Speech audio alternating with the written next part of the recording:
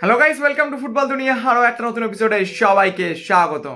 আরও একটা ইন্ডিয়ান ফুটবলের আপডেট ভিডিও। আজকে অনেক গুরুত্বপূর্ণ আপডেটস আছে, এর মধ্যে বেশ কিছু নতুন ট্রান্সফার আপডেট বেরিয়ে এসেছে, সেই ব্যাপারগুলো নিয়ে ডিটেলে কথা বলবো আজকে ভিডিওতে।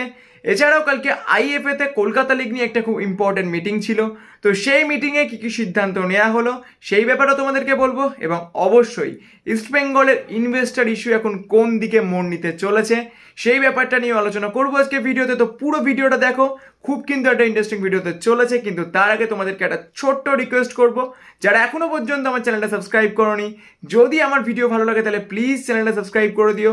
কারণ দেখো, সবসময় আমি যেটা বলি, তোমরা সাবস্ক্রাইব করলেই কিন্তু আরও ভালো ভিডিও বানানোর মোটিভেশন পাওয়া যায়। তো চলো আর দেরি না করে সরাসরি চলে যাচ্ছি আজকের আপডেটসে। তো আজকে ফার্স্টেই শুরু করবো যে আপডেটটা দিয়ে। তোমরা জানোই কালকে আইএফএতে কলকাতা লিগ নিয়ে একটা খুব ইম্পর্ট্যান্ট মিটিং ছিল।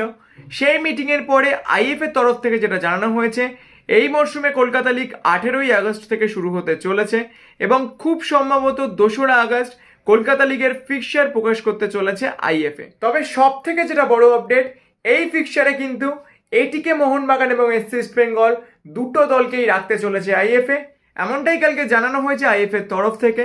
তবে শেষ পর্যন্ত যদি এটিকে মোহনবাগান বা এসসি ইস্ট বেঙ্গল কলকাতা লিগে পার্টিসিপেট না করে, সেক্ষেত্রে তাদের রেলিগেশন হবে কিনা সেই ব্যাপারে কিন্তু আইএফএর তরফ থেকে এখনো পর্যন্ত কনফার্ম করে কিছু জানানো হয়নি। যেটা বলা হয়েছে অ্যাকর্ডিং টু দ্য রুল সিদ্ধান্ত নেওয়া হবে। তবে দেখো, সত্যি বলতে কি আমার যেটা পার্সোনালি মনে হয়, এই মরশুমে কলকাতা লিগে রেলিগেশন থাকা কিন্তু বেশ টাফ। তার কারণ এই পরিস্থিতিতে এত কম টাইমের মধ্যে আইএফের পক্ষে কলকাতা লিগের সবকটা ডিভিশনের ম্যাচ আয়োজন করা কিন্তু অতটাও ইজি হবে না। তো সেক্ষেত্রে ইস্টবেঙ্গল বা মোহনবাগান যদি কলকাতা লিগে না খেলে, তাহলে তাদের খুব সম্ভবত রেলিগেশন কিন্তু হচ্ছে না। দেখো, ইস্টবেঙ্গলের এখন যা বর্তমান পরিস্থিতি, সেক্ষেত্রে এত কম টাইমের মধ্যে দল গঠন করে কলকাতা লিগে খেলতে নামা কতটা পসিবল হবে সেটা কিন্তু সত্যি বলতে এই মুহূর্তে বলা যাচ্ছে না। আর অন্যদিকে এটিকে মোহনবাগানের তখন এএফসি কাপের ম্যাচ থাকবে, তাই সেই ম্যাচগুলো খেলে তারা কলকাতা লিগের জন্য কতটা টাইম দিতে পারবে সেইটাও কিন্তু একটা ম্যাটার। অন্যদিকে এটিকে মোহনবাগান ম্যানেজমেন্ট তো বলেই রেখেছে অলরেডি তারা কলকাতা লিগ খেলার ব্যাপারে সেরকম ইন্টারেস্টেড নয়। তো এবার দেখা যাক কী হয়, কোনো ফার্দার আপডেট পেলে অবশ্যই আমি তোমাদেরকে জানাবো।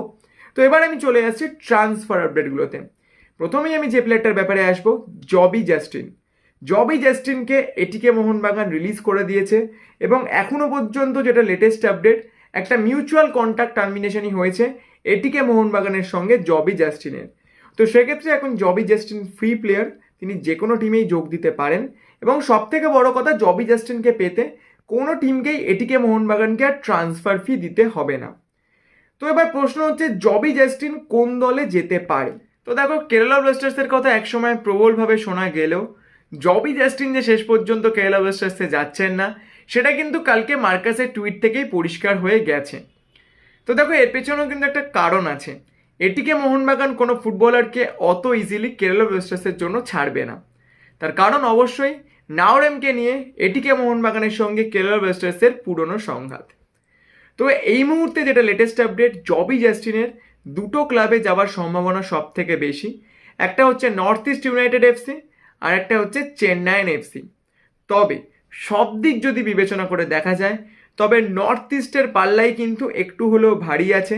তার কারণটা অবশ্যই নর্থ ইস্ট ইউনাইটেডের কোচ খালিদ জামিল। দেখো, জবি জাস্টিনের সঙ্গে খালিদ জামিলের সম্পর্ক খুবই ভালো, আর খালিদ জামিলও কিন্তু অনেক দিন থেকেই চেষ্টা করছিলেন জবি জাস্টিনকে নর্থ ইস্ট ইউনাইটেডে সই করানোর জন্য। তো সেক্ষেত্রে এই ট্রান্সফারটা কিন্তু হতেই পারে, হবার কিন্তু একটা বেশ ভালো রকম সম্ভাবনা আছে এই মুহূর্তে। আর এখানেই চলে আসছে আরও একটা ট্রান্সফারের গল্প, আর যে গল্পটা অনেক দিন থেকেই চলছে, লালেঙ্গো মাইয়া অ্যাপুইয়ার এটিকে মোহনবাগানে আসার ব্যাপারটা। দেখো, অ্যাপুইয়ার সঙ্গে এটিকে মোহনবাগান দীর্ঘদিন ধরেই কথাবার্তা চালাচ্ছে, কিন্তু অ্যাপুইয়াকে পাওয়ার ক্ষেত্রে যে সমস্যাটা বারবার বাধা হয়ে দাঁড়াচ্ছিল, সেটা হচ্ছে নর্থ ইস্ট ইউনাইটেডের অ্যাপুইয়ার জন্য ধার্য করা ট্রান্সফার ফিটা, সেটা প্রায় 3 কোটি টাকার মতো। তো এক্ষেত্রে একটা সম্ভাবনার কথা আমার পার্সোনালি মনে হচ্ছে, যদিও এটা কিন্তু অফিসিয়ালি কোনো জায়গাতে বেরোয়নি, পুরোটাই আমার পার্সোনাল ওপিনিয়ন হিসেবেই তোমরা এটা ধরে নিতে পারো। দেখো, জবি জাস্টিনকে as a free agent North East ইউনাইটেডের কাছে দিয়ে যদি অ্যাপুইয়ার ট্রান্সফার ফিটা বেশ কিছুটা কমানো যায়, সেই সম্ভাবনাও কিন্তু এই মুহূর্তে উড়িয়ে দেওয়া যাচ্ছে না। এখন যতদূর পর্যন্ত আপডেট পাওয়া গেছে, অ্যাপুইয়ার ব্যাপারটা নিয়ে এটিকে মোহনবাগানের সঙ্গে নর্থ ইস্ট ইউনাইটেডের কথাবার্তা কিন্তু এখনো পর্যন্ত চলছে। তো সেক্ষেত্রে তাদের মধ্যে ডিসকাশন ভেস্তে গেছে সেটাও বলা যাবে না। অন টেবিল ডিসকাশন বলতে যে জিনিসটা চলে সেটা কিন্তু এই মুহূর্তে চলছে।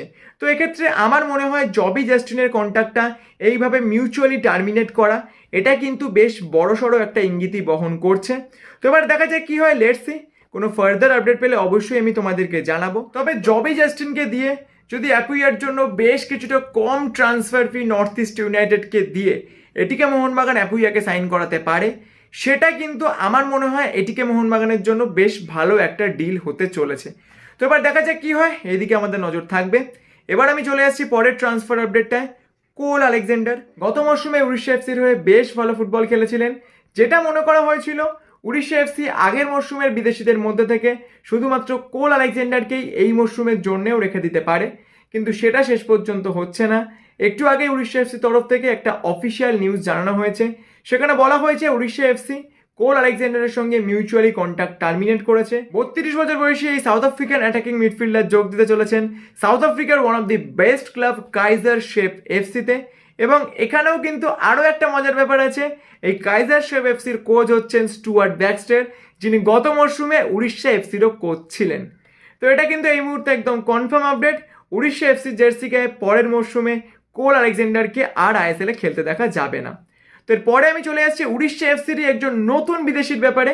এই প্লেয়ারটার ব্যাপারে এর আগেও আমি তোমাদেরকে বলেছিলাম। 34 বছর বয়সী স্প্যানিশ ফরওয়ার্ড জোনাথন পেরেরা, এই প্লেয়ারটার সঙ্গে উড়িষ্যা এফসি দীর্ঘদিন ধরেই কথাবার্তা চালাচ্ছিল। এখন বিভিন্ন সোর্স থেকে যে আপডেটটা পাওয়া যাচ্ছে, এই জোনাথন পেরেরা খুব সম্ভবত সামনের মরশুমের আইএসএল এর জন্য উড়িষ্যা এফসিতেই সই করতে চলেছেন। দেখো, এই জোনাথন পেরেরা বেশ অভিজ্ঞ একজন প্লেয়ার, দীর্ঘদিন তার লালিগায় খেলার অভিজ্ঞতা আছে। ভিলারিয়াল, রাভাকানো, লেগানেস, রেসিং স্যান্ডান্ডারের মতো ক্লাবে তিনি দীর্ঘদিন খেলেছেন। তিনি শেষ খেলেছিলেন স্পেনের 3rd ডিভিশনের ক্লাব জিমন্যাস্টিক টেরেসাতে, সেখানেই 2019 থেকে 2021 সাল পর্যন্ত তিনি ছিলেন। কিন্তু বর্তমানে তিনি ফ্রি প্লেয়ার, অর্থাৎ উড়িষ্যা এফসি যদি এই জোনাথন পেরেরাকে সই করায় তাদের কিন্তু কোনো ট্রান্সফার ফি দিতে হবে না। তো এবার দেখা যাক কি হয়, অফিসিয়াল কনফার্মেশন এসে গেলে অবশ্যই আমি তোমাদেরকে জানাবো। তো আজকের মতো ট্রান্সফার আপডেট যা যা ছিল তোমাদেরকে আমি সব কটা দিয়ে দিলাম। এবার আমি চলে আসছি ইস্টবেঙ্গলের আপডেটে। এখন তো ইস্টবেঙ্গল সমর্থকদের একটাই প্রশ্ন, ইস্টবেঙ্গলের সঙ্গে তাদের ইনভেস্টর শ্রী সিমেন্টের এই যে চুক্তি বিতর্কটা চলছে, এটার শেষ কোথায়? এই ব্যাপারটা কোথায় গিয়ে থামবে? দেখো, সত্যি বলতে কি বিভিন্ন সোর্স থেকে এখন যেসব আপডেটগুলো বেরিয়ে আসছে, এই সমস্যাটার আর হয়তো কোনো সমাধান নেই। খুব সম্ভবত ইস্টবেঙ্গল ক্লাবের সঙ্গে তাদের ইনভেস্টর শ্রী সিমেন্টের অধ্যায় এখানেই হয়তো শেষ হতে চলেছে। দেখো, সত্যি বলতে কি শ্রী সিমেন্ট ম্যানেজমেন্টও তাদের একই স্ট্যান্ড পয়েন্ট নিয়ে দাঁড়িয়ে আছে। তারা কোনোভাবেই ফাইনাল এগ্রিমেন্ট নিয়ে ইস্টবেঙ্গল ক্লাবের সঙ্গে আর কোনো ফার্দার আলোচনায় যেতে রাজি নন। এমনকি তারা ইস্টবেঙ্গল ক্লাবের জন্য আর কোনো টাকা ইনভেস্ট করতেও রাজি নয়।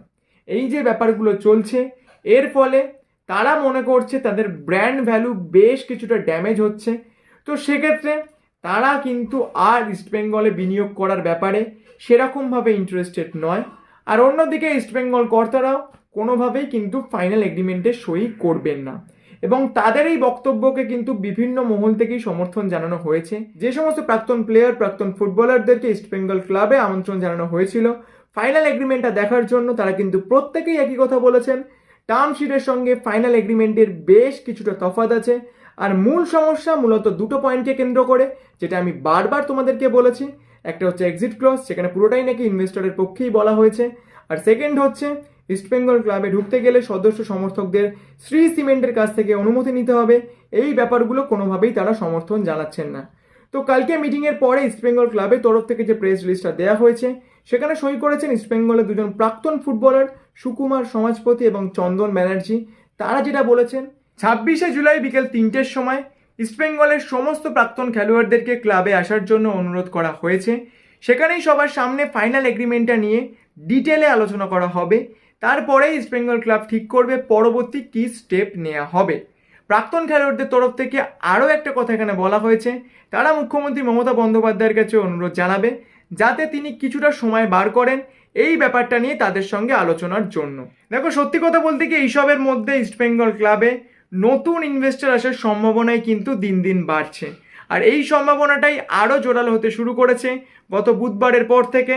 এফএসডিএল ইস্টবেঙ্গল ক্লাবের সঙ্গে শ্রী সিমেন্টের ফাইনাল এগ্রিমেন্ট এবং টার্মশিট দুটোই কিন্তু তাদের আইনজীবীদের দিয়ে ভালো করে খতিয়ে দেখছে এই মুহূর্তে। তাই পরবর্তীকালে যদি আইএমজি রিলায়েন্সকেই আমরা ইস্টবেঙ্গল ক্লাবের ইনভেস্টর হিসেবে দেখি, তাহলে কিন্তু এই মুহূর্তে দাঁড়িয়ে অবাক হওয়ার কিছুই থাকবে না। তার কারণ দেখো, পরিস্থিতি যেদিকে যাচ্ছে সেদিক থেকে দেখতে গেলে ইস্টবেঙ্গল ক্লাবের সঙ্গে শ্রী সিমেন্টের সম্পর্কটা ঠিক হওয়া কিন্তু এই মুহূর্তে দাঁড়িয়ে বেশ কঠিন। কারণ যেভাবে ব্যাপারগুলো এগিয়েছে বিগত 2-3 মাস ধরে, সেক্ষেত্রে ইস্টবেঙ্গল ক্লাবের সঙ্গে শ্রী সিমেন্ট কতটা কাজ করতে আগ্রহী হবে সেটাও কিন্তু এক্ষেত্রে একটা বড় ম্যাটার। তো এবার দেখা যাক কী হয়। তবে যেটাই হবে না কেন, 2 সপ্তাহের মধ্যেই নাকি হতে চলেছে, এমনটাই কিন্তু বিভিন্ন সোর্স থেকে আপডেট পাওয়া যাচ্ছে। আইএমজি রিলায়েন্স এই ব্যাপারটার ওপরে ভালোভাবে নজর রাখছে। যদি শেষ পর্যন্ত আইএমজি রিলায়েন্স ইনভেস্টর নাও হয়, সেক্ষেত্রে তারাও কিন্তু নতুন কোনো ইনভেস্টর খুঁজে দিতে আগ্রহী হতে পারে। সেরকমও একটা সম্ভাবনা এই মুহূর্তে উড়িয়ে দেওয়া যাচ্ছে না। দেখো, নতুন ইনভেস্টর আসলেও কিন্তু একটা সমস্যা থেকেই যাবে, সেটা হচ্ছে স্পোর্টিং রাইটস। স্পোর্টিং রাইটসটা কিন্তু এখনো পর্যন্ত আছে শ্রী সিমেন্টের কাছে। সেটা তারা কিভাবে ক্লাবের কাছে ফিরিয়ে দেয় সেটাও কিন্তু এক্ষেত্রে একটা বড় ম্যাটার হয়ে দাঁড়াবে। তবে যেটাই হোক না কেন, আমরা একটাই জিনিস চাইবো, ইস্টবেঙ্গল যাতে মাঠে ফেরে। আর বাংলার ফুটবল প্রেমী হিসেবে তো আমাদের একটাই চাওয়া, ইস্টবেঙ্গল ভার্সেস মোহনবাগান ডার্বি দেখা। তো এখনকার মতো ভিডিওটা এই পর্যন্তই। যদি ভিডিওটা ভালো লাগে তাহলে প্লিজ একটা লাইক করে দিও, চ্যানেলটাকে সাবস্ক্রাইব করতে ভুলো না, পাশে থাকা বেল আইকনটা মনে করে অল করে রেখো, যাতে আমি নতুন ভিডিও পোস্ট করলেই সঙ্গে সঙ্গে তোমার কাছে নোটিফিকেশন চলে যায়। তো চলো এখনকার মতো এই পর্যন্তই, দেখা হচ্ছে পরের ভিডিওতে।